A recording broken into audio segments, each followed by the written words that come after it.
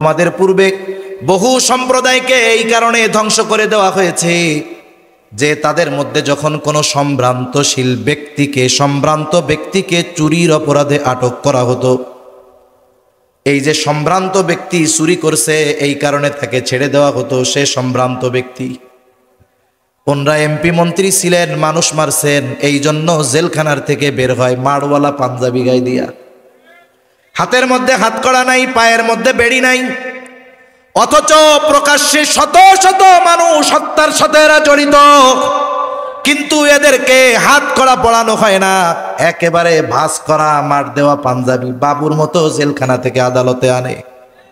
আর আমরা দেখেছি বিগত সময় ওলামা একরামকে বিনা অপরাধে আটক করা হয়েছে। একজনরে কেন জেলখানায় নিছে, আটক করছে, সেও জানে না যে কেন নিছে, যারা ধৈরা নিছিল তারাও জানে না হুজুর রে কেন ধরলাম। তার মানে বিনা অপরাধে জেলখানায় নিয়ে পায়ে বেড়ি, হাতে হাতকড়া, মাজায় লোহার শিকল পরায়া, বেঁধে বেঁধে রশি দিয়ে টেনে টেনে, মাথায় হেলমেট পরায়া, বুকে বুলেট প্রুফ জ্যাকেট পরায়া, কেমন যেন বিশ্বের সবচাইতে বড় অপরাধী এইভাবে নেওয়া হয়েছে শুধুমাত্র আলেম হওয়ার কারণে। আর ওই জালেমগুলো প্রকাশ্য মানুষ হত্যার মদতদাতা হওয়ার পরেও এদের ব্যাপারে কোনো ধরনের ব্যবস্থা গ্রহণ করা হচ্ছে না।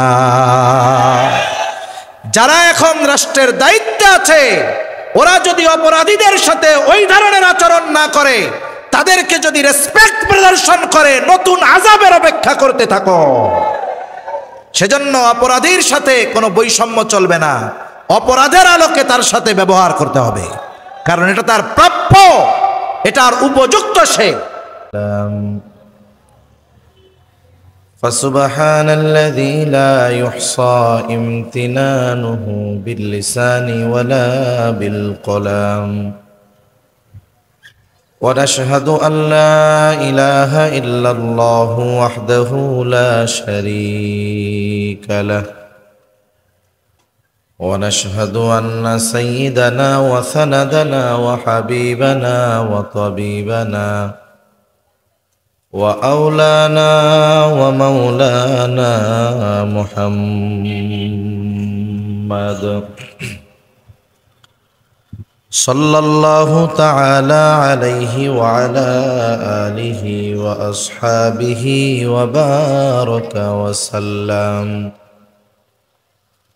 وبارك وسلم تسليما كثيرا كثيرا.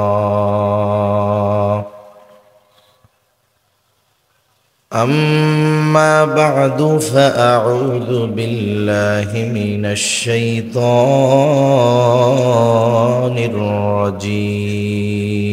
الرجيم. بسم الله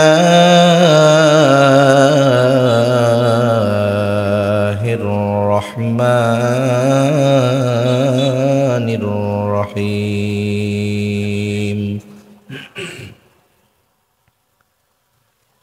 إن الله يأمركم أن تؤدوا الأمانات إلى أهلها وإذا حكمتم بين الناس أن تحكموا بالعدل إن الله نعم ما يعظكم به إن الله كان سميعا بصيرا. وقال رسول الله صلى الله عليه وسلم لا إيمان لمن لا أمانة له أو كما قال النبي صلى الله عليه وسلم. صدق الله العلي العظيم وصدق رسوله النبي الكريم. ونحن على ذلك من الشاهدين والشاكرين والحمد لله رب العالمين سبحانك لا علم لنا إلا ما علمتنا إنك أنت العليم الحكيم اللهم صل على محمد وعلى آل محمد كما صليت على إبراهيم وعلى آل إبراهيم إنك حميد مجيد اللهم بارك على محمد وعلى آل محمد كما باركت على إبراهيم وعلى آل إبراهيم إنك حميد مجيد আল্লাহর মহব্বতে আমরা একটু জিকির করি লা ইলাহা ইল্লাল্লাহ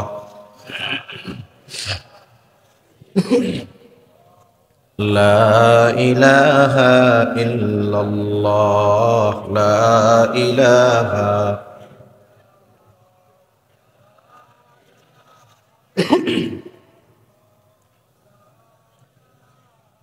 ইল্লাল্লাহ লা ইলাহা ইল্লাল্লাহ লা ইলাহা ইল্লাল্লাহ মুহাম্মাদুর রাসূলুল্লাহ সাল্লাল্লাহু আলাইহি ওয়াসাল্লাম। আলহামদুলিল্লাহ,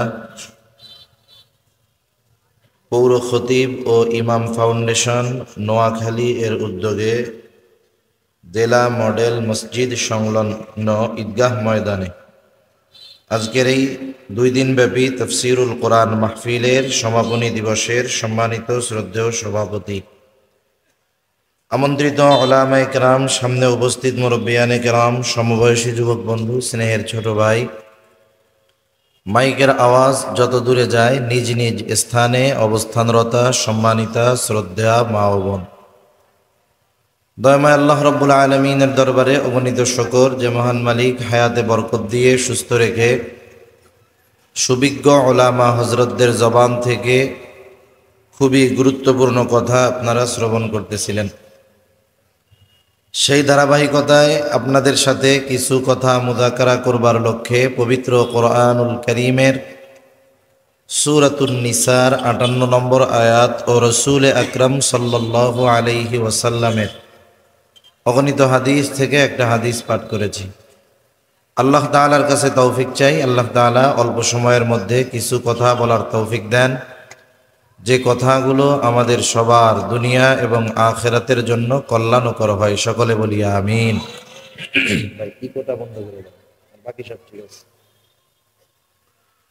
সম্মানিত উপস্থিতি, যে আয়াতখানা আপনাদের খেদমতে তিলাওয়াত করা হয়েছে, উক্ত আয়াতের মধ্যে আল্লাহ সুবহানাহু ওয়া তাআলা আমাদেরকে দুটো বিষয়ের নির্দেশ দিয়েছেন। কয়টা বিষয়? দুটো বিষয়। এমন দুইটি বিষয়ের নির্দেশ আল্লাহ তাআলা দিয়েছেন, সাথে সাথে এই দুইটি বিষয়কে খুব সুন্দর ওয়াজ বলে আল্লাহ তাআলা অভিহিত করেছেন। এই দুইটি বিষয় এত গুরুত্বপূর্ণ বিষয়, যদি এই দুইটি বিষয় কোনো ব্যক্তি আমরা পরিপূর্ণভাবে অর্জন করতে পারি, তাহলে বাস্তবে ভালো মানুষে পরিণত হওয়া সম্ভব। যদি কোনো সমাজের মানুষের মধ্যে এই দুইটি গুণ বিদ্যমান থাকে, তাহলে ওই সমাজের মানুষ সৌভাগ্যবান মানুষ। যদি কোনো সম্প্রদায়ের মধ্যে এই দুইটি গুণ পরিপূর্ণভাবে থাকে, তাহলে ওই সম্প্রদায়ের মানুষ সৌভাগ্যবান মানুষ। এই দুইটি গুণ যদি কোনো রাষ্ট্রের রাষ্ট্রপ্রধান শাসকের মধ্যে পরিপূর্ণভাবে থাকে, ওই দেশের মানুষ মোটামুটি দুনিয়ায় থাকতে জান্নাতের আবহাওয়া লাভ করতে পারবে। ইমাম শাফিঈ রহমাতুল্লাহি আলাইহি বলছেন, এই দুইটা গুণ যেখানেই আছে, যার মধ্যেই আছে, এরাই সৌভাগ্যবান। কিন্তু বাস্তবতা হলো এই দুইটা গুণের অভাব একেবারে নিম্ন পর্যায় থেকে সর্বোচ্চ পর্যায়ে আমাদের সকলের মধ্যে এই দুইটা জিনিসের অভাব আছে। এই আয়াতের একটা শানে নুজুল আছে। আমি সংক্ষিপ্ত মূল কথাগুলো শুধু বলে মূল আয়াতের বিষয়গুলোর দিকে যাব ইনশাআল্লাহ। রাসূল আকরাম সাল্লাল্লাহু আলাইহি ওয়াসাল্লাম হিজরতের আগে কাবা ঘরের চাবি সংরক্ষণের দায়িত্ব ছিল উসমান ইবনে তালহার হাতে। রাসূলুল্লাহ সাল্লাল্লাহু আলাইহি ওয়াসাল্লামের মক্কি জীবন কিভাবে অতিবাহিত হয়েছে মোটামুটি কম বেশি আমাদের সবার জানা আছে। উসমান ইবনে তালহা সোমবার এবং বৃহস্পতিবার এই দুই দিন কাবা ঘর খুলে দিতেন সকলের জন্য। সবাই ওই দিন বাইতুল্লাহর ভিতরে প্রবেশ করতে পারত। সাথে সাথে যদি কারো স্পেশালভাবে যাওয়ার দরকার হতো, ওসমান ইবনে তালহার কাছ থেকে চাবি নিয়ে অথবা তার মাধ্যমে খুলিয়ে এরপরে কাবার ভিতরে প্রবেশ করা লাগতো। হিজরতের পূর্বে রাসূল সাল্লাল্লাহু আলাইহি ওয়াসাল্লাম একদিন কাবা ঘরে ঢোকার ইচ্ছা পোষণ করলেন ভিতরে। ওসমান ইবনে তালহা তখনও তো বেঈমান। রাসূল সাল্লাল্লাহু আলাইহি ওয়াসাল্লামকে সে কাবা ঘরের চাবি দিতে অথবা দরজা খুলে দিতে অস্বীকৃতি জ্ঞাপন করল। সাথে সাথে খুব তুচ্ছ তাচ্ছিল্য তিরস্কার করতেছিল নবীকে সে। হযরত আলী রাদিয়াল্লাহু তাআলা আনহু এটা দেখলেন, ভালো লাগে নাই। ওসমান ইবনে তালহার হাত থেকে চাবি কেড়ে নিয়ে দরজা খুলে দিলেন। রাসূল সাল্লাল্লাহু আলাইহি ওয়াসাল্লাম ভেতরে ঢুকলেন। সাথে সাথে তালহাকে বললেন, তালহা, এই চাবি একদিন আমার দায়িত্বে থাকবে। এই চাবি একদিন আমার দায়িত্বে থাকবে, আমার কাছেই থাকবে এই চাবি। সেই দিন এটার পরিপূর্ণ ব্যবহারের ক্ষমতা অধিকার আমার হাতেই থাকবে। ওসমান ইবনে তালহা বলতেছেন যে যখন তিনি এই কথাটা আমাকে বললেন, তার কথাটা আমার কর্ণকুহরে প্রবেশ করেছে। শুধু তাই নয়, একেবারে তার কথাটা আমার হৃদয়ের গভীরে পৌঁছে গেছে। আমার মধ্যে চিন্তা ঢুকছে যে মুহাম্মদ যেহেতু এই কথা বলছে, এটা বাস্তবে পরিণত হবে। রাসূল সাল্লাল্লাহু আলাইহি ওয়াসাল্লাম হিজরত করে চলে গেছেন মদিনায়। এরপরে মক্কা বিজয় হলো। রাসূল সাল্লাল্লাহু আলাইহি ওয়াসাল্লামের হাতে কাবা ঘরের চাবি। উসমান ইবনে তালহা রাদিয়াল্লাহু তাআলা আন ঈমান আইনা ফেলছে। এখন চাবির নিয়ন্ত্রণ নবীজির হাতে। ওই সময়ে দুইটা কাজ খুব সম্মানের মনে করা হতো। এক হলো হাজী সাহেবদেরকে পানি পান করানোর দায়িত্ব, আর এই চাবি বহন করার এই দায়িত্ব, এটা সম্মানজনক দায়িত্ব হিসাবে মনে করা হইত। ওই সময় রাসূল সাল্লাল্লাহু আলাইহি ওয়াসাল্লামের চাচা আব্বাস রাদিয়াল্লাহু তাআলা আন, ওনার হাতে এই পানি পান করানোর দায়িত্ব ছিল, আর চাবি উসমান ইবনে তালহার হাতে ছিল। এইবার নবীজির কাছে এই চাবি, কাবা ঘরের চাবি, আল্লাহ তাআলার নির্দেশেই এই চাবি আবার তিনি ওসমান ইবনে তালহার হাতে ফিরিয়ে দিলেন। সাথে সাথে একথাও বললেন, কিয়ামত পর্যন্ত এই চাবি বহনের দায়িত্ব তোমার বংশধরের উপরেই থাকবে। আল্লাহ রাসূল সাল্লাল্লাহু আলাইহি ওয়াসাল্লাম চাবি ফিরিয়ে দিয়েছেন, দায়িত্ব ফিরিয়ে দিয়েছেন।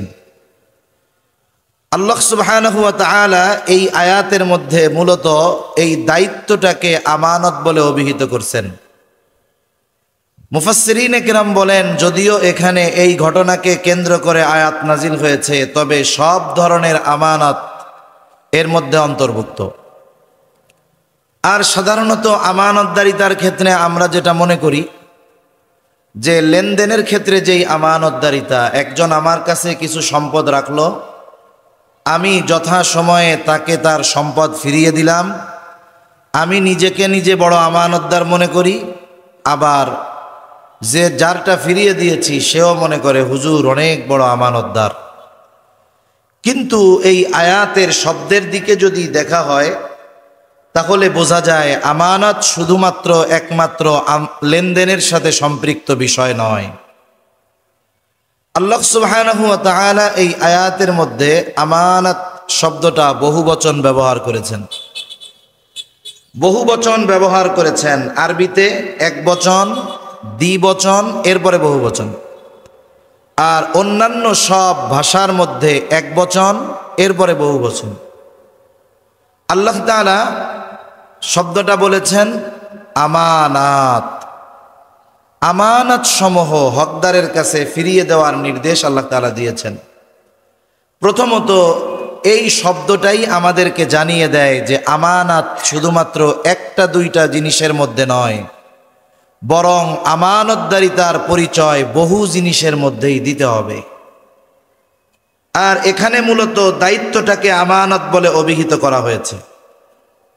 এই কথাটুকু জেহেনে রাখলে বাকি কথা আশা করি বুঝতে সহজ হবে ইনশাআল্লাহ। তা আল্লাহ তাআলা কি আদেশ দিচ্ছেন? আল্লাহ তাআলা বলেন, ইন্নাল্লাহা ইয়া'মুরুকুম আন তু'আদ্দুল আমানাতি ইলা আহলিহা ওয়া ইযা হাকামতুম বাইনান নাসি আন তাহকুমু বিল আদল। আল্লাহ রাব্বুল আলামিন বলেন, নিশ্চয়ই আল্লাহ তোমাদেরকে আদেশ দিচ্ছেন, নির্দেশ দিচ্ছেন। কি আদেশ, কি নির্দেশ? আন তুআদ্দুল আমানাতি ইলা আহলিহা, যে আমানত তুমি হকদারের কাছে ফিরায়া দাও। আমানত তোমরা হকদারের কাছে ফিরায়া দাও। যদিও এখানে শানে নুজুল ওই ঘটনা, কিন্তু সব ধরনের আমানত উদ্দেশ্য। এই জন্য আমার জেহেনে যতটুকু আসে আমি আপনাদের সাথে মুযাকারা করব ইনশাআল্লাহ। এখন মূলত আল্লাহ তাআলার নির্দেশ হলো সর্বক্ষেত্রে আমানতদার হওয়া, সর্বক্ষেত্রে আমানতদারিতার গুণ অর্জন করা। এটা গুরুত্বপূর্ণ একটি গুণ মুমিনের জন্য। আমানতদারিতা এটা হলো মুমিনের ভূষণ। প্রকৃত মুমিন কখনো খেয়ানতকারী হতে পারে না, খেয়ানতকারী কখনো মুমিন হতে পারে না। এই জন্য রাসূল আকরাম সাল্লাল্লাহু আলাইহি ওয়াসাল্লাম খেয়ানত করাকে মুনাফিকের আলামত বলে অভিহিত করেছেন। হাদিসের মধ্যে এসেছে, নবীজি বলেন মুনাফিকের আলামত এক নাম্বার, নবীজি বলেন ইদা হাদ্দাসা কাযাবা। মুনাফিকের এক নাম্বার আলামত, মুনাফিক যখন কথা বলে মিথ্যা কথা বলে। দুই নাম্বার ইদা ওয়াদা আখলাফা, ওয়াদা করলে ওয়াদা খেলাফ করে। ইদা তুমিনা খানা, আমানতের খেয়ানত করে। আর এক বর্ণনায় আর একটা বাড়িয়ে এসেছে ওয়া ইদা তাখাসামা ফাজারা, মুনাফিকের সাথে যখন কারো একটু তর্ক বিতর্ক বাদ অনুবাদ হয় সে তখন অশ্লীল মন্দ বকাঝকা করে। এই চারটা কার আলামত? জবান খুলে বলেন তো, আর একটু জোরে বলেন না, কার? মুনাফিকের। কিন্তু এই আলামতগুলো আমরা নামাজি হাজি এই ধরনের তাহাজ্জুদ গুজারির মধ্যেও একটা না, এই চারটাই পাওয়া যায়, ঠিক কিনা বলেন? প্রথমত আমাদের উচিত যদি এই ভাইরাস আমাদের কারো মধ্যে থাকে এগুলো বের করে ফেলা। কারণ মুনাফিকের আলামত যদি কারো মধ্যে পরিপূর্ণ বিস্তার লাভ করতে পারে, বুজুর্গানে দিন বলেন, তাহলে এই মুনাফিকের আলামত তার ঈমান ধ্বংসের কারণ হয়ে যেতে পারে। ক্যান্সার একটা জীবাণু। সাধারণত অধিকাংশ সময় ক্যান্সারের আলামত প্রকাশ পায় তখন, সুস্থ হওয়ার উপায় থাকে না যখন। এই যে আপনাদের এলাকার নোয়াখালী তো বাড়ি আমাদের এনামুল হাসান ভাই, আল্লামা জুনাইদ বাবুনগরী রহমাতুল্লাহ আলাইহির খাদেম, কি পরিমাণ অসুস্থ। উনি যে এত জটিল ব্যাধিতে আক্রান্ত এটা উনি যখন ইন্ডিয়ায় গেছে তখনও জানা যায় নাই। দেশের উলামায়ে কেরাম, সাধারণ মানুষ যারা মহব্বত করে, আমরাও চেষ্টা করতেছি ভাইয়ের জন্য কিছু করার, আল্লাহ যেন তৌফিক দেয়।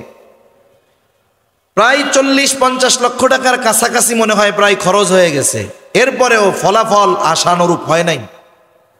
ডাক্তার প্রায় আরো 40 লক্ষ টাকার বাজেট দিয়েছে, এরপরে তাতে হবে কিনা আল্লাহ তাআলা ভালো জানে। অথচ দিব্যি সুস্থ মানুষ, কিন্তু ভেতরে সব শেষ। তা ক্যান্সারের আলামত এটা প্রকাশ পায় তখন, বলে যখন সুস্থ হওয়ার উপায় থাকে না। কিন্তু কেউ যদি ক্যান্সারের জীবাণুতে আক্রান্ত হয়ে মারা যায়, তাকে আল্লাহ জিজ্ঞাসা করবে না কেন ক্যান্সার রোগে আক্রান্ত হয়ে মরছো। কিন্তু মুনাফিকের আলামত এটা যদি আমাদের মধ্যে বিস্তার লাভ করতে পারে, জীবন ধ্বংস করবে না, তবে ঈমান ধ্বংস করে দিতে পারে। এজন্য মুনাফিকের আলামত যদি আমাদের মধ্যে বিদ্যমান থাকে, আমরা বাহির করে ফেলব। মুনাফিকের আলামত গুলার মধ্যে অন্যতম আলামত হলো আমানতের খেয়ানত করা। আর আমানতের হেফাজত করা এটা মুমিনের ভূষণ। আর এই আমানতদারিতা সাধারণ কোনো গুণের মতো নয়, আমলের মতো নয়, বরং এই আমানতদারিতার সম্পৃক্ততা হলো ঈমানের সাথে।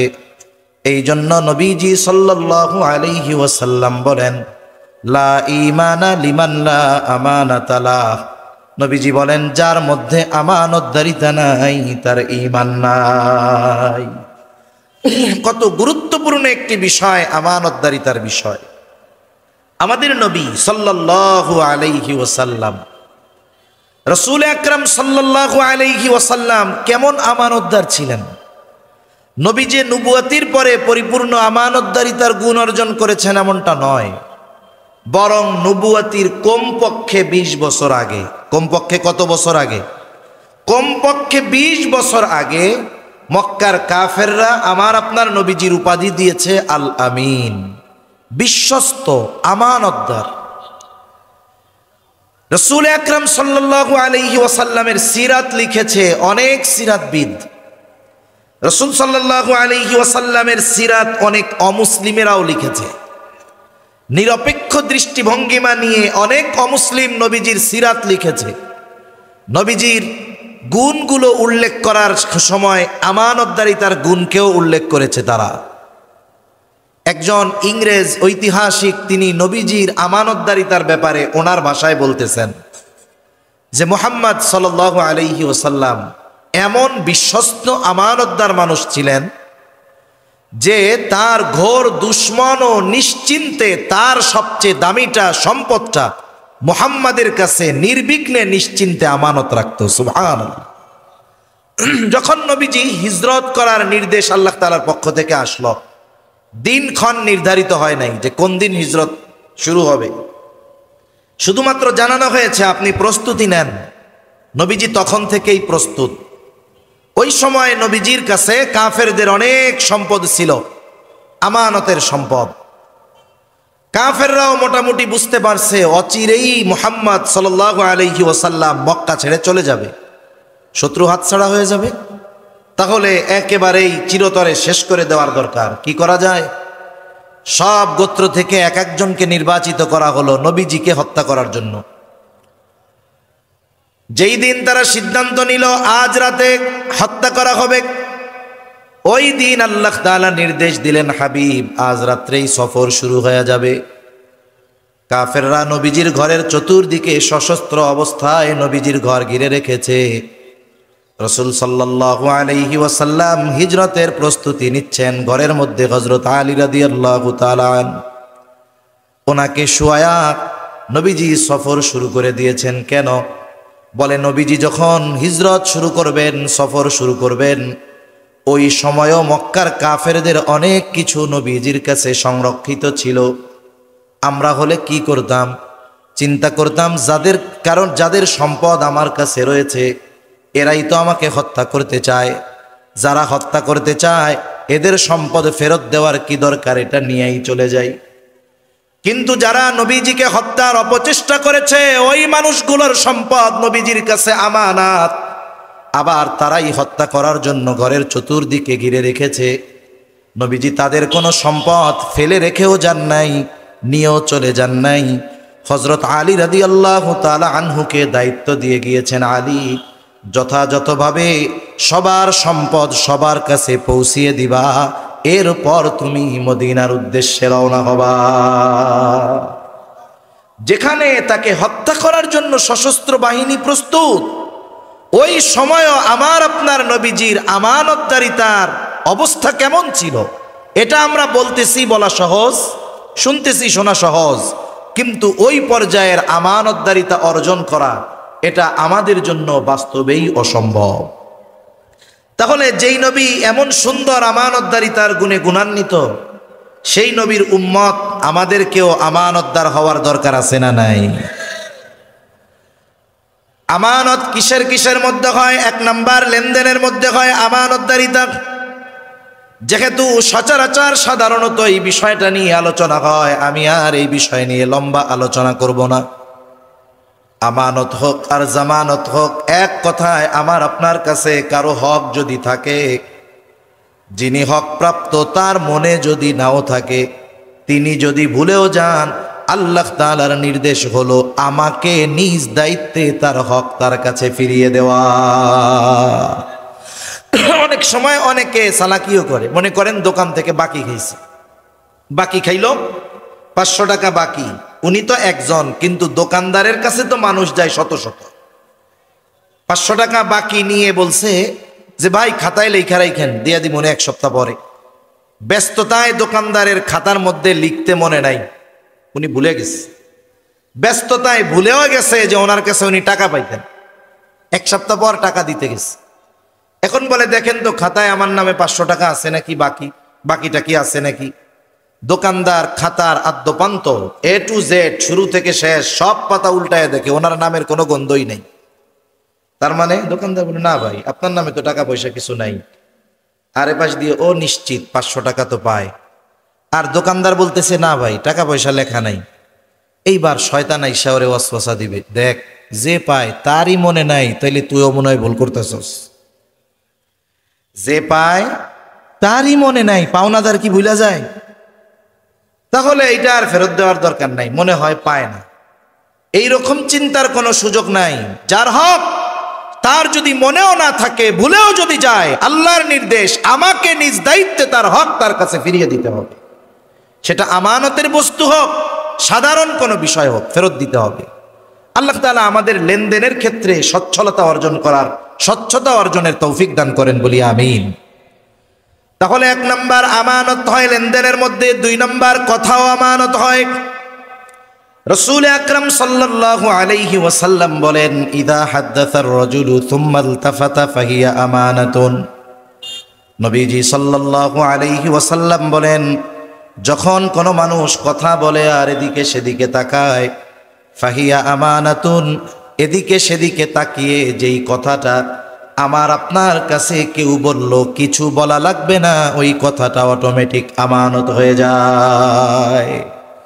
একটা মানুষ কেন ডানে বামে তাকায়? সে দেখে যে আমাকে কেউ দেখে কিনা, দেখে যে আমার কথা কেউ শ্রবণ করতে পারবে কিনা।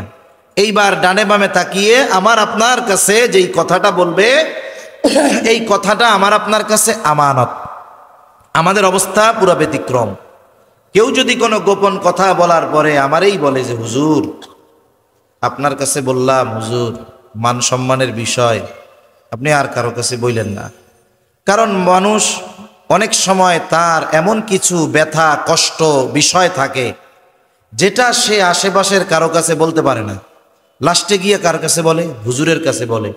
কারণ মানুষের কাছে বললে, মানুষ জানলে সে সমাজে লজ্জিত হবে, অপমানিত হবে।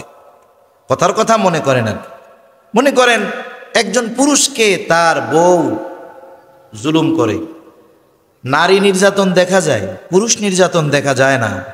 কিন্তু সমীকরণ বলতেছে, গতকালকের খবর, এই বাংলাদেশে 65% পুরুষ তার স্ত্রীর দ্বারা নির্যাতিত। নারী নির্যাতনের পক্ষে কথা বলার বহু লোক আছে, বেটাও আছে, কিন্তু পুরুষ নির্যাতনের পক্ষে কথা বলার মতো মহিলা তো নাই, বলে পুরুষও সমাজে নাই। এখন মনে করেন এরকম একজন নির্যাতিত পুরুষ, সে এসে আমার কাছে যখন কথাটা বলল, আমি যদি মানুষের কাছে বলে দেই, মানুষ যদি জানে ওনার ওয়াইফ ওনারে পিটায়, চেহারা নিয়ে বাহির হইতে পারবে লজ্জায়? এখন আমার কাছে বলে বলতেছে যে হুজুর আপনার কাছে বললাম, আমার দিয়েই উদাহরণ দিচ্ছি আর কি, আপনার কাছে বললাম হুজুর, আপনি আর কারো কাছে বললেন না। আমাদের অবস্থা হলো আমরা পারদ খেয়ে হজম করে ফেলতে পারবো। পারদ চিনেন? ছোটবেলায় আমি হকারদেরকে আমরা দেখতাম, মাদ্রাসা থেকে বাসায় যাওয়ার সময় দেখতাম যে পারদ বিক্রি করে। এখন ওই পারদ মানুষ হজম করতে পারে না, যদি খায় একবারে প্রস্রাবের সাথে হুবহু পারদটা বের হয়ে যায়। তা মানুষ পারদ খেয়ে হজম করে ফেলতে পারবে, কিন্তু তার জন্য গোপন কথা হজম করা কঠিন। আবার যখন কেউ বলে আপনার কাছে বললাম, আপনি আর কারো কাছে বললেন না, তাহলে কাজটা কি করছে? কয় নিজের পায়ে নিজে কুড়াল মারছে। এই যে বলতে মানা করছে, আমাদের অভ্যাস ওই কথা যতক্ষণ আমি আরেকজনের কাছে না বলি ততক্ষণ আমার আর ভালো লাগে না। এইবার লোকটা আমার চোখের আড়াল হতেই আমি আমার কাছের একজনকে ডাক দিয়া বলি, এদিকে সব অমককে চিনো? বলে হ্যাঁ চিনি। বলে আমাকে খুব বিশ্বাস করে, তার একটা গোপন কথা আমার কাছে বলছে, কাউকে বলতে মানা করছে। আমি শুধু তোমার কাছে বললাম, তুমি কিন্তু খবরদার কাউরে বইল না। এই যে একজনের কাছে আমি বললাম, আর কিছু লাগবে না। এইবার ও দেখা যাবে আর একজনের কাছে গিয়ে বলে, দেখ হুজুর কি মিথ্যা কথা কয় না? কি বলে না? বলে হুজুর অমুকের ব্যাপারে আমাকে এই কথা বলছে, কারো কাছে বলতে মানা করেছে, আমি শুধু তোমার কাছে বললাম, তুমি কিন্তু কাউরে বইল না। এইবারও আর একজনরে বলে। এইভাবে বলতে বলতে সকালের যেই কথা কারো কাছে বলা মানা ছিল, দুপুর হতে হতে 100 জনের কাছে পৌঁছায় গেছে। আমি বলছি একজনের কাছে, কথা পৌঁছাইল কতজনের কাছে? বলে খেয়ানত এখন আর একটা নাই, আমার পরে যতজনের কাছে কথা পৌঁছালো সকলের সমপরিমাণ খেয়ানতের গুনাহ প্রথম যে খেয়ানত করেছে তার আমল নামায় যোগ হয়ে যায়। কারণ রাসূলুল্লাহ সাল্লাল্লাহু আলাইহি ওয়াসাল্লাম বলেন, যখন কারো দ্বারা কোনো ভালো কাজের সূচনা হয়, ওই ভালো কাজ যতজন আমল করে সকলের মন্দ কাজের সমপরিমাণ গুনাহ তার আমল নামায় যোগ হয়ে যায়। নবীজি বলেন, এই পৃথিবীতে অন্যায়ভাবে হত্যাকাণ্ড প্রথম আদম আলাইহিস সালামের এক সন্তানের মাধ্যমে সংগঠিত হয়েছে। এই জন্য কিয়ামত পর্যন্ত অন্যায়ভাবে যত হত্যাকাণ্ড সংগঠিত হবে, সকল হত্যাকাণ্ডের গুনাহ আদম আলাইহিস সালামের ওই প্রথম হত্যাকারী সন্তানের আমল নামায় যোগ হয়ে যাবে। এই জন্য মানুষের যেই কথার মধ্যে তার সম্মান লুকিয়ে আছে, এই ধরনের কথা আমরা কারো কাছে বলবো না। যদি কথাটা এমন হয় ইসলামের ক্ষতি, রাষ্ট্রের ক্ষতি, মানুষের জানমালের ক্ষতি, সমাজের ক্ষতি, তাহলে তো এই কথা গোপন করার সুযোগ নাই, জানলে আরো মানুষের কাছে বলে দিতে হবে। তাহলে 2 নাম্বার কথাও আমানত হয়, 3 নাম্বার দায়িত্ব আমানত দায়িত্ব। মূলত এই আয়াতের মধ্যে আল্লাহ সুবহানাহু ওয়া তাআলা চাবি ফিরাইয়া দেওয়া মূল উদ্দেশ্য নয়, বরং এই দায়িত্বটা ফিরিয়ে দেওয়া মূল উদ্দেশ্য। এখানে সুস্পষ্টভাবে আল্লাহ তাআলা দায়িত্বকে আমানত বলে অভিহিত করেছেন। এই জন্য দায়িত্বটা আমানত। এখন তো এমন এক জামানা, যেই জামানায় মানুষ দায়িত্ব নেওয়ার জন্য প্রতিযোগিতা করে, টাকা দিয়ে দায়িত্ব কিনতে চায়, অস্ত্র মাথায় ঠেকায় দায়িত্ব নেয়, ঘুষ দিয়েও দায়িত্ব নিতে চায়, ঠিক কিনা বলেন? কিন্তু অতীতের মানুষের অবস্থা কেমন ছিল? দায়িত্ব নিতে চাইতো না। এই রকমও ঘটনা আছে যে মজলিসের মধ্যে ওই ব্যক্তির অনুপস্থিতিতে আলোচনা হয়েছে যে রাষ্ট্রীয় এই দায়িত্বটা ওই লোকরে দিলে ভালো হয়। ওই মজলিসের মধ্যে যিনি ছিলেন তাদের মধ্য থেকে একজন গিয়া ওই লোকরে বলতেছে, ভাই আজকে আলোচনা হয়েছে রাষ্ট্রের এই গুরুত্বপূর্ণ দায়িত্বটা আপনাকে দেওয়া হতে পারে। যেই এই কথা বলছে রাষ্ট্রের দায়িত্ব দেওয়া হতে পারে, বেচারার অবস্থা খারাপ, পেরেশানিতে, চিন্তায়। আলোচনা হয়েছে দেওয়া হতে পারে, যদি দায়িত্ব দিয়ে দেয় তাহলে কি করব? দায়িত্ব দিয়ে দেয় নাকি এই ভয়ে রাতের আধারে এলাকা ছেড়ে তিনি পালায়া চলে গেছে। যদি দায়িত্ব দিয়ে দেয় তাহলে কি হবে? আর এখন দায়িত্ব টাকা দিয়ে কিনে।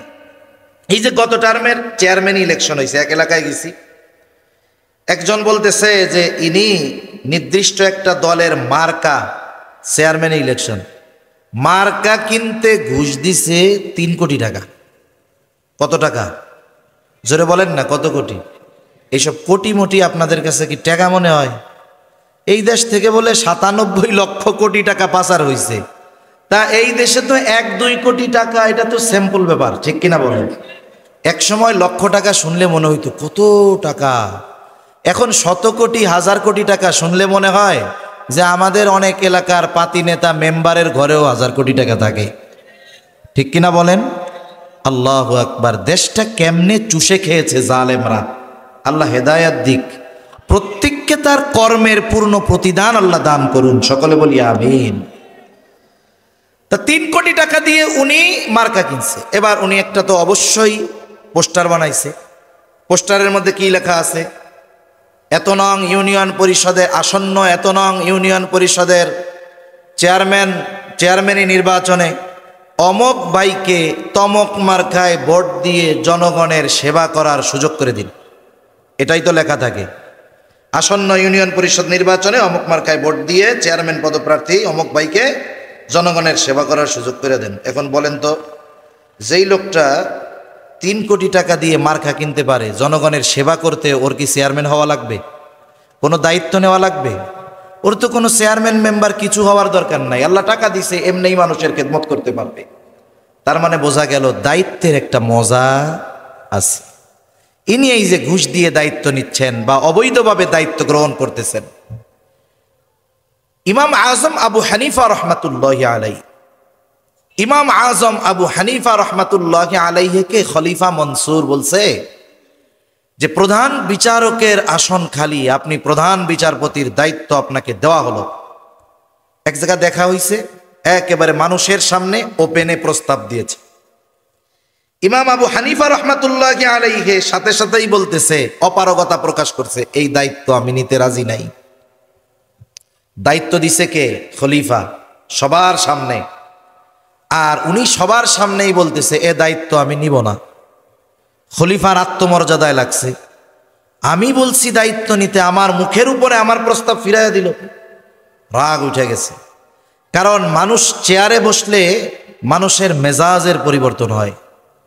পুলিশ যখন ঘরে থাকে বউর সাথে চোখ উঠায় কথা কয় না, কিন্তু যখন খালি ওর ইউনিফর্ম পরে, বাবা আগুন বাইর হয় শরীর দিয়া।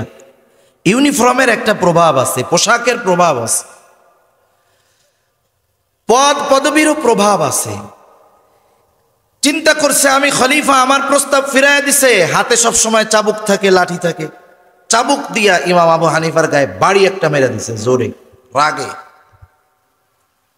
মোল্লা মানুষ আর কি বলবে, কিছু কয় নাই, গেছে গা, সেও রাজদরবারে চলে গেছে। খলিফা মনসুরের চাচা জানতে পেরেছে মনসুর এই কর্ম করেছে।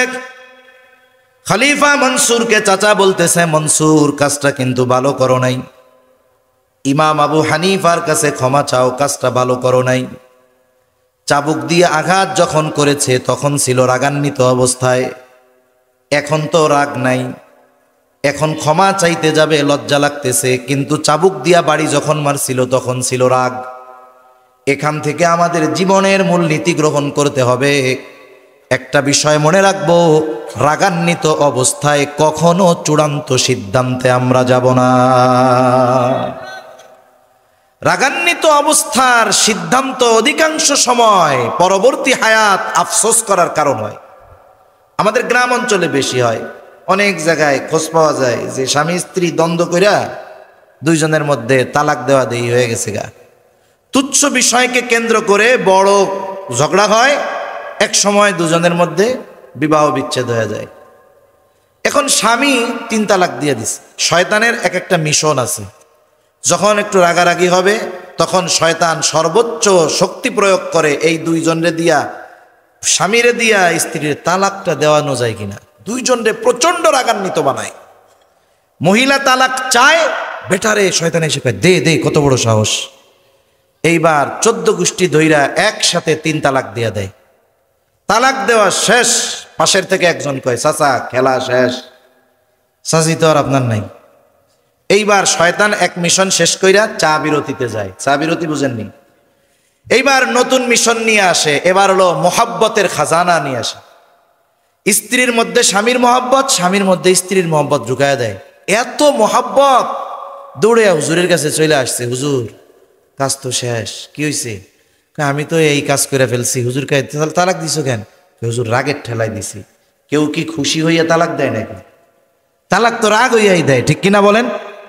এই যে তখন আমাদেরও সমাজের মানুষেরও কিছু করণীয় আছে। গ্রামে স্বামী স্ত্রীর যখন দ্বন্দ্ব হয়, দেখা যায়, আমরা ছোটবেলায় দেখছি তো, কিছু মহিলা পুরুষ তাদেরকে চার দিক ধরে ঘিরে রাখে বল খেলা দেখার মতো, কিছু কয় না, খালি দেখে গোল হয় কখন।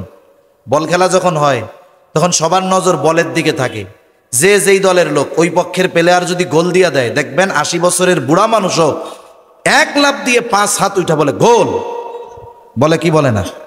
এর আগে কিন্তু সব চুপ, একেবারে টান টান উত্তেজনা বিরাজ করতেছে।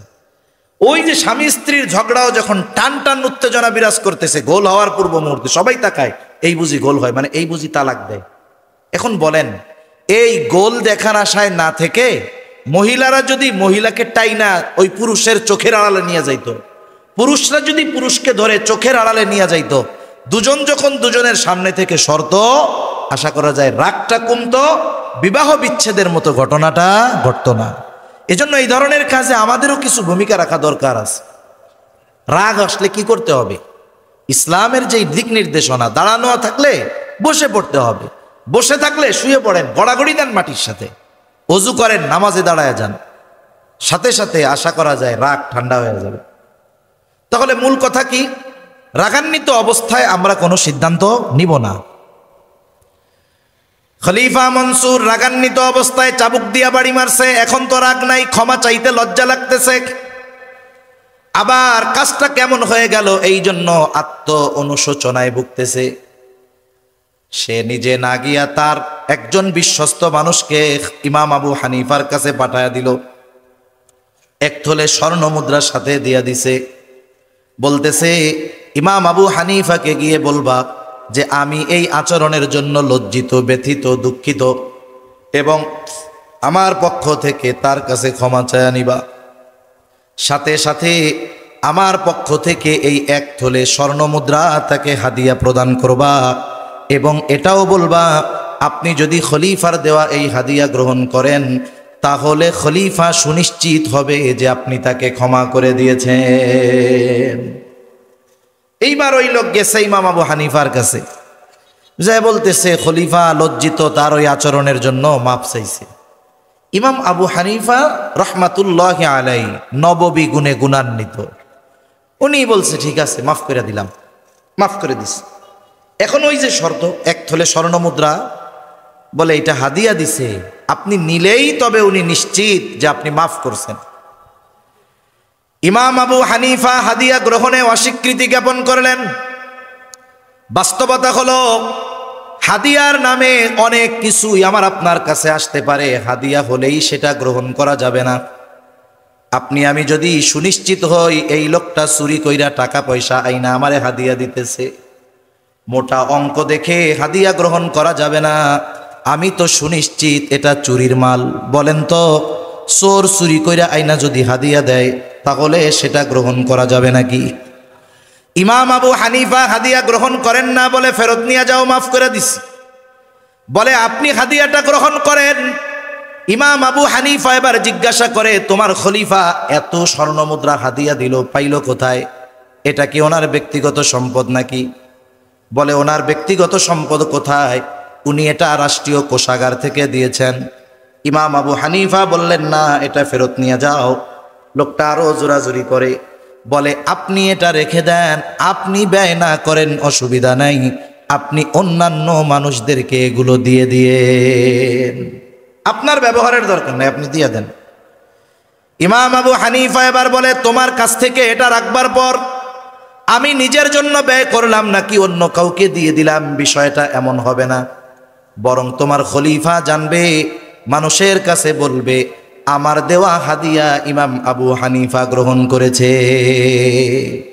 তুমি তো এটা তাকে ফেরত দিবাই, সাথে গিয়ে বলবা এই যে খেলাফ খলিফার দায়িত্ব পালনার্থে রাষ্ট্রীয় কোষাগার থেকে তাকে যেই সম্মানী ভাতা দেওয়া হয়, এই সম্মানী ভাতার বাইরে একটা টাকা ব্যক্তিগত কাজে ব্যবহার করার অধিকার তার নাই। সে যদি করে তাহলে খেয়ানত করা হবে, সে যদি করে দায়িত্বের খেয়ানত হবে, মানুষের হক নষ্ট হবে। কঠোর ভাষায় কইয়া দিস। এইবার ওই লোক দীর্ঘ সময় ধরে তেলাতেলি করতেছে, তো সেও বিরক্ত। খলিফার কাছে গিয়ে একেবারে সুন্দর মতো মিথ্যা কথার রস লাগায়া খলিফার মেজাজ আরো গরম বানাই দিচ্ছে।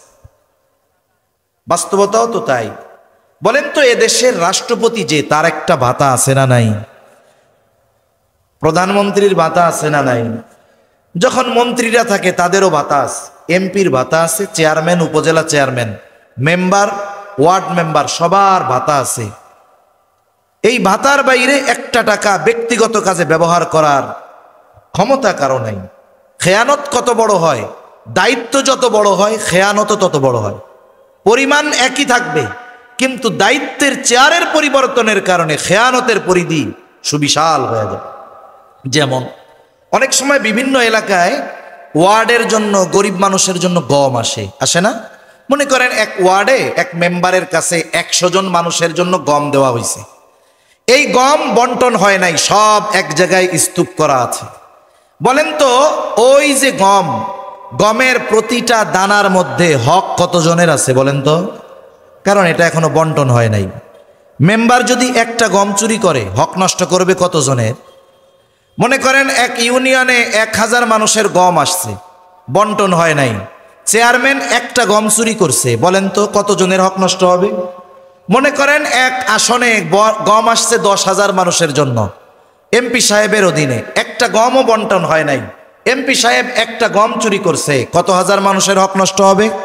মনে করেন রাষ্ট্রীয় কোষাগার থেকে একটা টাকা প্রধানমন্ত্রী চুরি করেছে, বলেন তো কতজনের হক নষ্ট হবে? গোটা রাষ্ট্রের সব মানুষের হক নষ্ট হবে। দায়িত্ব শুধু পরিবর্তনের কারণে পরিমাণ ছোট এক, কিন্তু দায়িত্ব বড় হওয়ার কারণে খেয়ানতের পরিধিও বড় হয়ে যায়। এখন যে বলছে, উনিও গিয়ে সুন্দর মতো সাজায়া কুজায়া ইমাম আবু হানিফার নামে বলছে, আপনারে খেয়ানতকারী কইছে, আপনি নাকি এই সেই করেন। খলিফা রাগ হয়ে গেছে, এইবার বাহিনী পাঠায় দিছে। গরম পানিটা নিয়ে আসে কিছু। খলিফা প্রচন্ড রাগান্বিত হয়ে গেছে।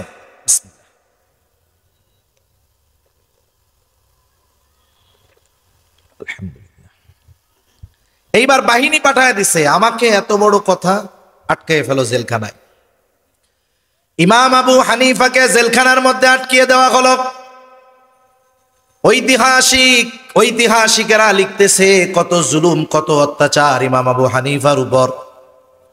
চাবুক দিয়ে আঘাত করা হতো, আর বলা হতো প্রধান বিচারকের দায়িত্ব যদি নেওয়া হয় ছেড়ে দেওয়া হবে। ইমাম আবু হানিফা জালেমের চাবুকের আঘাত সহ্য করেছেন, তবুও প্রধান বিচারকের দায়িত্ব নেন নাই। ঐতিহাসিকদের থেকে দুইটা মত পাওয়া যায়।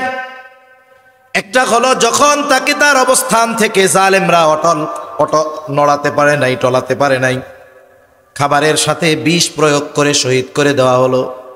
আর এক বর্ণনায় আসছে, যখন তিনি প্রচন্ড অসুস্থ হয়ে গেছেন, ওনাকে গৃহবন্দী করে ফেলা হলো, বাড়িতে পাঠিয়ে দেওয়া হলো। ওই অবস্থায় ইমাম আবু হানিফা রহমাতুল্লাহি আলাইহি ইন্তেকাল করেন। ওনার শাগরেদ ছাত্ররা জিজ্ঞাসা করতেছে, ওস্তাদ, এই দায়িত্ব গ্রহণ করার জন্য কত জুলুম, কত অত্যাচার আপনার উপর, অথচ ওই সময় যদি প্রধান কাজী, প্রধান বিচারকের দায়িত্ব পালন করার পূর্ণ যোগ্যতা সম্পন্ন ব্যক্তি গোটা দুনিয়ার মধ্যে একজন থাকতো, ওই একজন ব্যক্তি হতেন ইমাম আজম আবু হানিফা।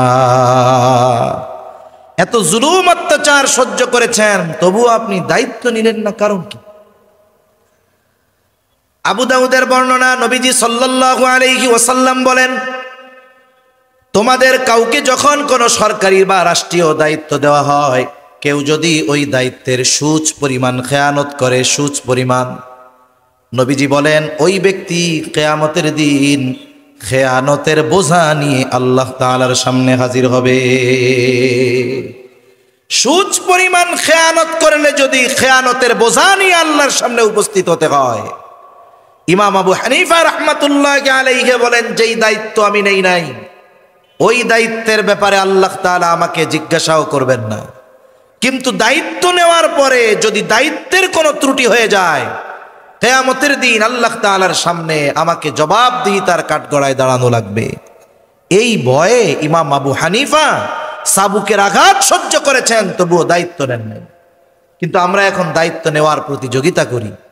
দায়িত্ব সরকারি হোক বেসরকারি হোক, বড় হোক আর ছোট হোক, প্রত্যেকটা দায়িত্ব আমাদের উপরে আমানত। কেউ যদি ওই দায়িত্বের অবহেলা করে ইচ্ছাকৃতভাবে এবং ওই দায়িত্বের বিপরীতে তার জন্য যদি কোনো সম্মানী বা পারিশ্রমিক থাকে, দায়িত্বে অবহেলা করে যদি পারিশ্রমিক পরিপূর্ণ গ্রহণ করে, নিঃসন্দেহে সে খেয়ানতকারীদের অন্তর্ভুক্ত।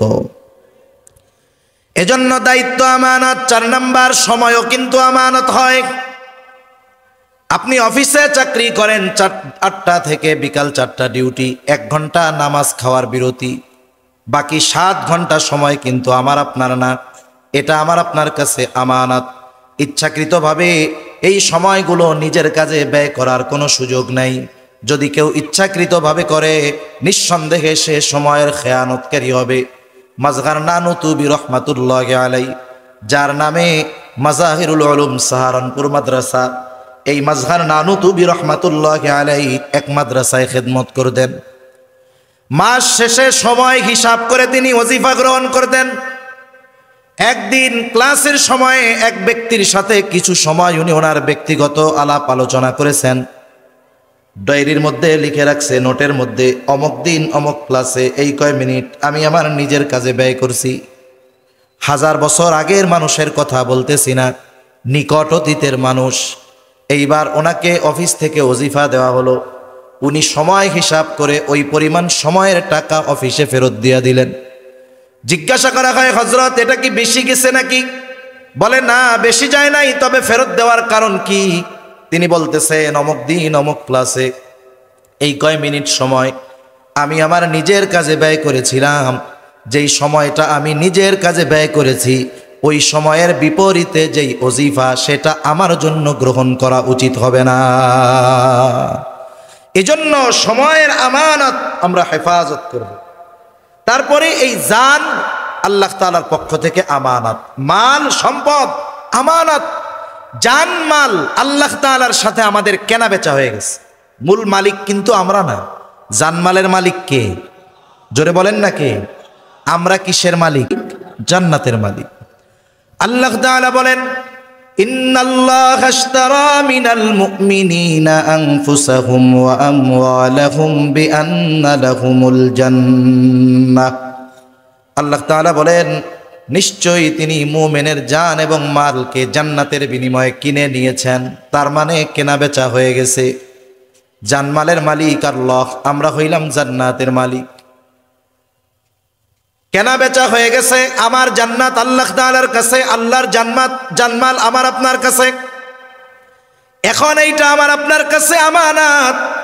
আমানতের জিনিস দ্বারা উপকার হাসিল করা যায় না।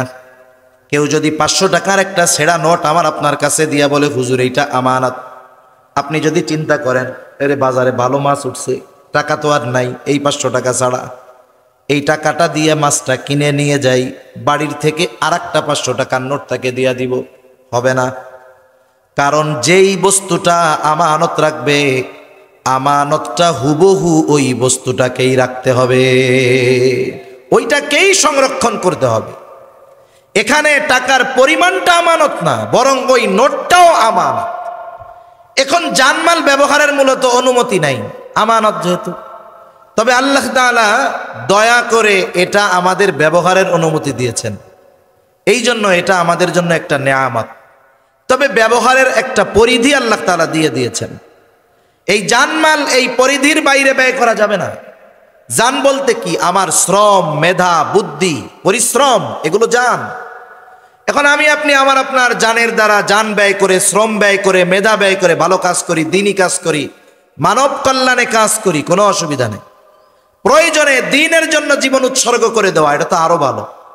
সম্পদ মাল ব্যয় করেন, ভালো খাইতে মন চায় খাই, পড়তে মন চায় পড়ি, অসুবিধা নেই। এমনকি নবীজি জানিয়ে দেন, পরিবারের জন্য যেটা ব্যয় করা হয় ওটাও সাদাকা। তবে অপচয়, অপব্যয় করা যাবে না। যদি অমুসলিমেরও যদি সহযোগিতার দরকার হয়, আপনি মাল থেকে অমুসলিমকে টাকা দেন চিকিৎসার জন্য, খাবার কেনার জন্য, পোশাক কেনার জন্য, অসুবিধা নেই। কিন্তু ওই মাল থেকে একটা টাকাও এমন কাজে ব্যয় করা যাবে না যেই কাজটা অন্যায়। যদি কেউ করে তাহলে সে জানমালের খেয়ানতকারী বলে সাব্যস্ত হবে। শরীয়তের বিধিবিধান আমাদের উপরে আমানত। আল্লাহ তাআলা কোরআনুল কারীমের মধ্যে বলেন, ইন্না আরাদনাল আমানাতা আলাস সামাওয়াতি ওয়াল আরদি ওয়াল জিবাল ফাআবাইনা আন ইয়াহমিলনাহা ওয়া আশফাকনা মিনহা ওয়া হামালাহাল ইনসান। আল্লাহ তাআলা বলেন, আমি এই আমানত আসমানের কাছে, জমিনের কাছে, পর্বতের কাছে পেশ করলাম। তারা প্রচণ্ড ভীত সন্ত্রস্ত হয়ে গেল, এই আমানত বহনে অস্বীকৃতি জ্ঞাপন করলো। ওয়া হামালাহাল ইনসান, মানুষ এই আমানত বহন করলো। কি সেই আমানত? মুফাসসিরিনে কেরাম বলেন সেই আমানত হলো কোরআন। কেউ কেউ বলেন শরীয়তের সকল বিধিবিধান। একই কথা। তাহলে এই কোরআন তথা শরীয়তের যত হুকুম আহকাম আছে সব আমাদের উপরে আমানত। কেউ যদি আল্লাহ তাআলার আদেশ নিষেধ অমান্য করে নিঃসন্দেহে সে খেয়ানতকারীদের অন্তর্ভুক্ত হয়ে যায়। সন্তান সন্ততি আমানত, অঙ্গ প্রত্যঙ্গগুলা আমানত, হাত পা চোখ কান আমানত। বলে এর খেয়ানত কেমনে হয়? বলে অঙ্গ প্রত্যঙ্গের গুনাহ করার মাধ্যমে অঙ্গ প্রত্যঙ্গের খেয়ানত হয়। আল্লাহ তাআলা বলেন, ইয়ালামু খাইনাতাল আয়ুন ওয়া মা তুখফিস সুদূর। আল্লাহ তাআলা বলেন তিনি জানেন তোমরা চোখের কি খেয়ানত করো, শুধু তাই না অন্তরে কি লুকায় রাখো, অর্থাৎ অন্তরের কি খেয়ানত করো সেটাও যিনি জানেন তিনি কে। এই কয়েকটা বিষয় আমরা মনে রাখি। কষ্ট হচ্ছে নাকি আপনাদের? আর বেশি সময় না। অনির্দিষ্ট গন্তব্য কাছে হইলেও দূরে লাগে, অচেনা গন্তব্য কাছে হইলেও দূরে লাগে। 11টা বাজে তো সর্বোচ্চ 15 মিনিটের মধ্যে শেষ হয়ে যাবে ইনশাআল্লাহ। তাহলে আমি কয়েকটা বিষয় বলছি, আমরা আলোচনা করছি। 1 নাম্বার লেনদেনের ক্ষেত্রে আমানতদার হব, 2 নাম্বার কথার ক্ষেত্রে আমানতদার হব, 3 নাম্বার দায়িত্বের ক্ষেত্রে আমানতদার হব, 4 নাম্বার সময়ের ক্ষেত্রে আমানতদার হব, 5 নাম্বার জানের ক্ষেত্রে আমানতদার, 6 নাম্বার মালের ক্ষেত্রে আমানতদার, 7 নাম্বার সন্তান সন্ততির ব্যাপারে আমানতদারিতার পরিচয় দিব, 8 নাম্বার শরীয়তের হুকুম আহকাম বিধিবিধানের ব্যাপারে আমানতদার হব, 9 নাম্বার আমার অঙ্গ প্রত্যঙ্গের ব্যাপারে আমানতদার হব ইনশাআল্লাহ। বলেন, জোরে বলেন না ইনশাআল্লাহ। অরিজিনাল ইনশাআল্লাহ বলছেন তো, নাকি নার বদলে ইনশাআল্লাহ কইছেন? এ দুনিয়ার মানুষ বাঙালি বহুত চালাক। এক তাবলিগওয়ালা এক গ্রুপ গেছে মসজিদ থেকে গাছতে বের হইছে, এখন এক গ্রুপ দেখাই দিছে ওই যে ওদের এসএসসি পরীক্ষা শেষ হয়েছে, 3 মাসের টাইম আছে, একটু দেখেন তাশকিল কইরা টইরা 1 চিল্লা 2 চিল্লা 3 চিল্লায় নেওয়া যায় নাকি। এখন যার যে কাম সে তো সেই কামেই খোঁজে, কয় পাইছি। এবার দল বল নিয়ে পোলাপান একটারে ধরছে, একটাকে ধইরা তাশকিল করতেছে যে আল্লাহর রাস্তায় যাওয়ার জন্য দীর্ঘ সময়। ও লজ্জায় নাও কইতে পারে না, আবার কয় যদি হাঁ কইয়া দেই তাহলে তো বিপদ, চুপ করে বয়ে রয়েছে খালি ওয়াজ শুনে। ওপাশ দিয়ে খেলাধুলা বন্ধ, আর একজন ওর কানের কাছে গিয়ে কয় তোরে জীবনেও ছাড়বে না, তাড়াতাড়ি ইনশাআল্লাহ গ। তুই যাস আর না যাস এটা হলো পরের হিসাব, আগে ইনশাআল্লাহ কইয়া বাস। তার মানে অনেক মানুষ, কাছের মানুষ, পরিচিত মানুষ এখন বলছে ভাই আমার এই কাজটা করে দাও, বন্ধু মানুষ তুমি, ও মনে মনে কয় তোর কাজ তো করবো না। এখন না যদি সরাসরি বলে তাহলে একটা খারাপ বিষয় না? ভাই ইনশাআল্লাহ। আবার পাবলিকও বোঝে যে বাঙালি ইনশাআল্লাহ কইলে বিশ্বাস নাই, এই জন্য আবার কয় ভাই সত্যি সত্যি করবেন তো, ভাই সত্যি সত্যি করবেন তো। তাইলে বোঝেন ইনশাআল্লাহর যে আজমত, ওজন, আমরা এর অপব্যবহার করে কোথায় নিয়ে গেছি যে ইনশাআল্লাহ বলার পরে একটা মানুষের দৃঢ় বিশ্বাস হওয়ার কথা ছিল যে এই লোকটা তার সর্বস্ব দিয়ে প্রচেষ্টা করবে, আল্লাহ যদি তৌফিক দেয় হবে। আর আমরা ইনশাআল্লাহ বললে আগে সন্দেহ করে, মনে হয় করবে না। ওই ইনশাআল্লাহ কইছেন না অরিজিনালটা কইছেন? আল্লাহ আমাদের তৌফিক দান করেন, আমিন। তাহলে আল্লাহ তাআলা এই আয়াতে নির্দেশ দিয়েছিলেন কয়টা? সামগ্রিক কথা হলো 1 নাম্বার আমানতদার হও, 2 নাম্বার ওয়া ইযা হাকামতুম বাইনান নাসি আন তাহকুমু বিল আদল। আর তোমরা যখন মানুষের মধ্যে বিচার আচার করবা, ন্যায় বিচার করবা। বিচারক শুধু কোর্টে থাকে না, ঘরেও কিন্তু থাকে। আমরা প্রতিটা মানুষ জীবনের কোনো না কোনো সময় বিচারকের ভূমিকা পালন করা লাগে। অনেক সময় দেখা যায় 2 সন্তানের মধ্যে দ্বন্দ্ব, বিচারক হইল বাপ। অনেক সময় দেখা যায় একটা সন্তানকে প্রাধান্য দিয়ে আর এক সন্তানের উপরে অবিচার করে, এমন বাবা আছে না নাই? এই ক্ষেত্রেও ন্যায় বিচার করতে হবে। তার মানে একেবারে নিম্ন পর্যায় থেকে সর্বোচ্চ পর্যায়ের বিচারের দায়িত্ব যে পাবে, অবশ্যই তাকে ন্যায় বিচার করতে হবে। শত্রুও যদি বিচারের জন্য আসে, ন্যায় বিচার করতে হবে। আল্লাহ তাআলা মানা করছেন, ওয়ালা ইয়াজরিমান্নাকুম শানাআনু কওমিন আলা আল্লা তা'দিলু ই'দিলু হুয়া আকরাবু লিত্তাকওয়া। কোন কওমের প্রতি যদি বিদ্বেষ থাকে, এই বিদ্বেষের কারণে তাদের উপরে অবিচার করার সুযোগ নাই। আল্লাহ তাআলা এই জায়গায়ও ন্যায় বিচার করার নির্দেশ দিয়েছেন। তার মানে আমি আপনি যখন বিচারকের ভূমিকায় থাকব, সেটা হোক আদালতের, সেটা হোক পরিবারের, সেটা হোক সমাজের, প্রত্যেক জায়গায় আমাকে আপনাকে ন্যায় বিচার করতে হবে। আফসোসের বিষয় হলো, আমরা আমানতদার শাসক চাই, কিন্তু আমাদের মধ্যে আমানতদারিতার গুণ নাই। আমরা ন্যায়পরায়ণ শাসক চাই, আমাদের মধ্যে অন্যায়ের অভাব নেই। তাইলে আমরা যেমন, শাসক তো তেমন হবে। এজন্য আমরা যদি আমাদের মধ্যে পরিবর্তন না আনি, কি হবে? বলে শাসকের চেয়ারে চেহারার পরিবর্তন হবে, মাগার চরিত্রের পরিবর্তন হবে না। এজন্য নিজেদের পরিবর্তন আগে আনতে হবে। একটা দুইটা দৃষ্টান্ত আপনাদের খেদমতে পেশ করে আলোচনা শেষ করে দিব। প্রথমত, ন্যায় বিচার করার এবং ন্যায় বিচার মানার উভয়টার মন মানসিকতা আমাদের থাকতে হবে। আমি যত পাওয়ারফুল হই না কেন, ন্যায় বিচার আমার বিপক্ষে গেলে আমাকে মেনে নেওয়ার জন্য প্রস্তুত থাকতে হবে। খলিফাতুল মুসলিমিন হযরত ওমর রাদিয়াল্লাহু তাআলা বাজারে গেছেন, এক ইহুদির কাছ থেকে ঘোড়া কিনেছেন। ঘোড়া খুব সুন্দর মতো দেইখা শুইনা ঘোড়া কিনা বাজারের বাইরে আসছেন। বাহিরে এসে যখন ঘোড়াটায় চড়তে গেছেন, দেখেন ঘোড়ার পায়ে সমস্যা। আবার বাজারের মধ্যে গেছেন, গিয়া ইহুদিরে বলে, কি ব্যাপার, তুমি কি ঘোড়া দিয়েছ আমাকে? তোমার ঘোড়ার পায়ে সমস্যা, নাও তোমার ঘোড়াটা ফেরত নাও। ইহুদি বলে, না, ফেরত নিব কেন? আমি তো আপনারে ভালো ঘোড়া দিছি। তর্ক বিতর্ক লাইগা গেছে দুইজনের মধ্যে। কার সাথে কে তর্ক করে? বলে অর্ধজাহানের শাসক ওমর রাদিয়াল্লাহু তাআলা আনহুর সাথে তর্ক করতেছে ইহুদি। দুইজনের তর্ক বিতর্কের এক পর্যায়ে হযরত ওমর রাদিয়াল্লাহু তাআলা আনহু বলেন যে, তোমার আর আমার মধ্যে এই দ্বন্দ্ব নিরসনে তৃতীয় একজনকে ফয়সালাকারী হিসাবে সাব্যস্ত করো। আমি আর তুমি দ্বন্দ্ব করলে চলতেই থাকবে, একজনের ফয়সালাকারী মানো। ইহুদি নিজের ধর্মের কাউকে ফয়সালাকারী মানে নাই। সে দেখে সুরাই বাজারের মধ্যে, বলে, খলিফাতুল মুসলিমিন, আমার আর আপনার মধ্যে এই সমস্যার সমাধান দিবে সুরাই মুসলমান। ঠিক আছে, এইবার সুরাইকে বিচারক মানা হলো। সুরাই এবার দুইজনের কথা সমগুরুত্ব সহকারে শুনলেন। বিচারকদের জন্য নবীজির নির্দেশ হলো, যিনি ফয়সালাকারী হবেন তিনি বাদী বিবাদী উভয়ের কথা সমগুরুত্ব সহকারে শুনতে হবে।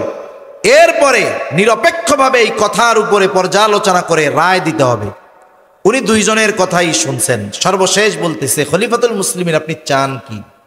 বলে, আমি চাই যে সে আমার ঘোড়া ফেরত নিবে।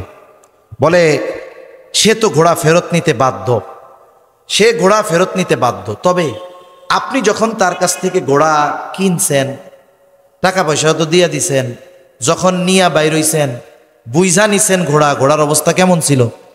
বলে, তখন ঘোড়া সব ঠিকঠাক ছিল। সমস্যা কই দিছে? কয়, বাজারের বাইরে গিয়া করতে গেছি আর দেখি পায়ে সমস্যা। তার মানে তার হাত থেকে যখন বুঝে নিছে তখন ঘোড়া ঠিক ছিল। এরপরে বাজারের বাইরে চলে গেছে, তার মানে কেনা বেচার মজলিস থেকে বাইর হয়ে গেছে। যদি কেনা বেচার মজলিস ওই জায়গায় উপস্থিত থাকা অবস্থায় টাকা দিয়া দিছে, উনি ঘোড়া বুঝা নিছে, এরপরে দেখে সমস্যা, ইহুদি ফেরত নিতে বাধ্য। কিন্তু বেচা কেনার মজলিস থেকে বাহিরে চলে গেছে। এখন বলতেছে যে, শুনেন, ও ঘোড়া ফেরত নিতে বাধ্য, তবে আপনি তো তার কাছ থেকে একেবারে ভালো ঘোড়া বুঝে নিয়েছেন, ও ফেরত নিবে বাধ্য, তবে যেমন ঘোড়া নিয়েছেন তেমনটাই তাকে ফেরত দিতে হবে। রায় গেছে খলিফাতুল মুসলিমিনের পক্ষে না বিপক্ষে? এবার চুপ হয়ে গেছে। একটু পরেই বলতেছে, হ্যাঁ, এটাই ন্যায় বিচার। কি বলতেছে?